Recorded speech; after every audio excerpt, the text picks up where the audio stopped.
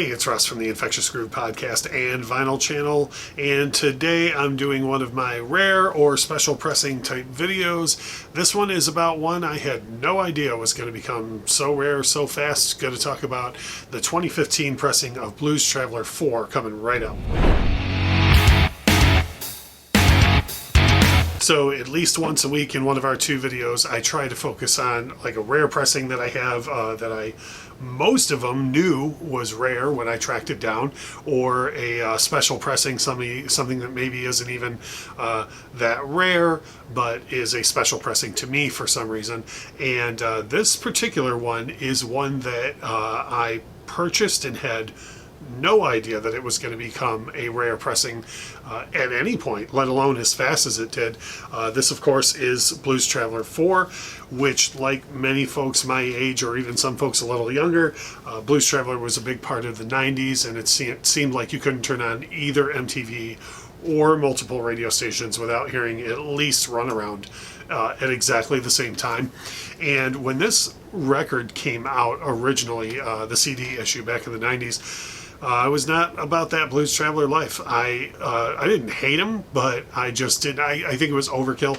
I just think I was like, got it, Runaround, got it. You know, and then by the time Hook reached not the same level, but was played around quite a bit around radio stations and at MTV, I was just like, okay, I got it. Okay, I got it, Blues Traveler.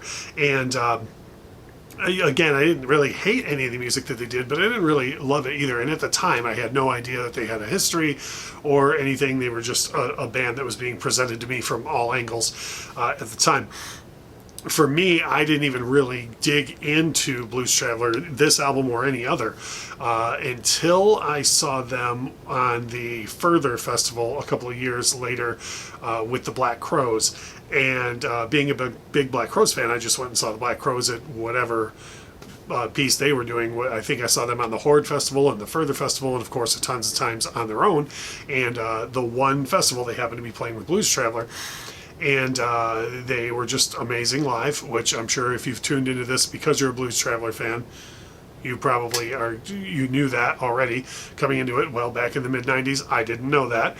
And I was just blown away by them as a live unit. And of course, John Popper, amazing as far as the frontman, vocal, and the harmonica, and so on. So the whole thing just kind of drew me in, and I was like, okay, well, from here out, I guess I'm a Blues Traveler fan.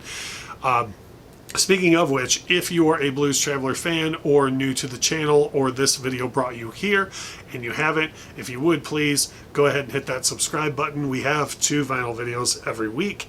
Generally, one will be on a special or a rare pressing. The other one will be on a topic of does vinyl sound better, this lead singer versus that one, 5 hidden gems as far as music goes, that type of thing. Anyways, if you've already hit the subscribe button, please make sure to throw a like on this video, and either way, get involved in the comments below. But if you're not yet subscribed, I would love it if you do. So, having said that, getting that out of the way, with this particular record, this is one that, having been a vinyl collector for a long time, I was always like, oh, I can't believe that's not on vinyl. Like, if I ever see that, I'll pick that up. And I didn't have any idea this was coming. It wasn't anything that was on my radar. I didn't know how long this had been being planned. And then I walked into the record store on a Friday morning in 2015, and it was just sitting in with the new releases. I was like, there it is, finally, Blues Traveler 4. And I picked it up, and I don't think my price tag is still on here, no. But I paid whatever the face value was for it at the time, was $25. And one thing, if you're a long-time watcher of the channel, or if you've heard anything I've had to say about vinyl, I don't collect just to collect. I buy these things to play them, so this was getting spun regularly all the time for all the non-album tracks, but of course for Runaround and Hook alone. I would rebuy this album just for Hook. So I end up spinning this record quite a bit, and one night very recently I was spinning it on a Friday night with some friends, and I posted it on social media, and someone said, oh, I'd love to get that. And I said, yeah, it was only $25 when I bought it. And they said, do you know what it's going for now? I said, no, I have no idea. So looked into Discogs and found out that they go for $300, $400, $500. I think there's one for sale on Discogs right now for $600, which is crazy. I had no idea. I don't understand why this only got the one pressing so far. This is something that I say this a lot in our videos, but I hope this is out of date by the time this video comes out. I sometimes shoot these videos weeks or even a month in advance. I hope by the time this video comes out, this is out of date and you're just looking at what this particular pressing looked like, and there's a reissue on the way. But for whatever reason, this 2015 pressing is extremely hard to come by, and I do hope they reissue it soon. I have talked on the channel before about I don't really care one way or the other about color vinyl or special pressings like this, but I gotta say both records on this set look pretty sweet. It's kind of a clear vinyl tie-dye type crossover, and it doesn't affect the sound in any way, shape, or form.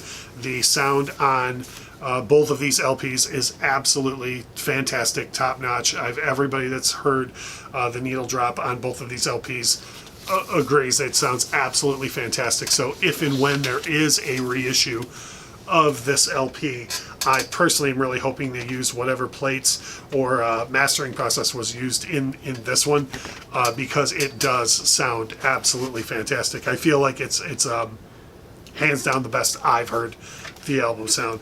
I do have it in the original sleeves that it came in, the original inners, and if you've watched the channel before, you know I'm big on anti-static inner sleeves. This one did come with poly-lined inner sleeves on both LPs, so I'm comfortable leaving it in that. I don't feel like there's a need to re-sleeve it, but I feel fine with it the way that it is.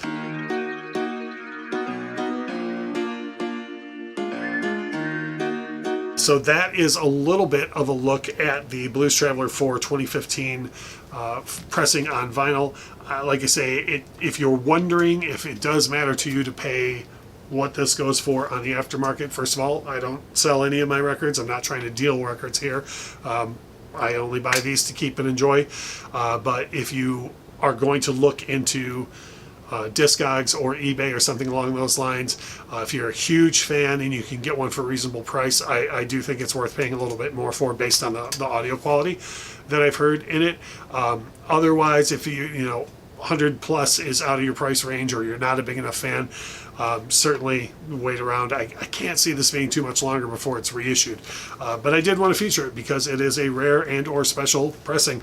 Like I said before, if this is your first time on the channel, please make sure you hit that subscribe button. It does help the channel out a great deal. Every like helps the channel out a great deal. But more than just helping the channel out, what matters to me is the sense of community. I would love it if you leave me a comment, maybe a memory about this album, or if you have this pressing, if you've been looking for this pressing, anything along those lines. I love interacting with other music enthusiasts and vinyl lovers. Either way, whether you do all that stuff or you don't, I definitely want to say thanks so much for watching.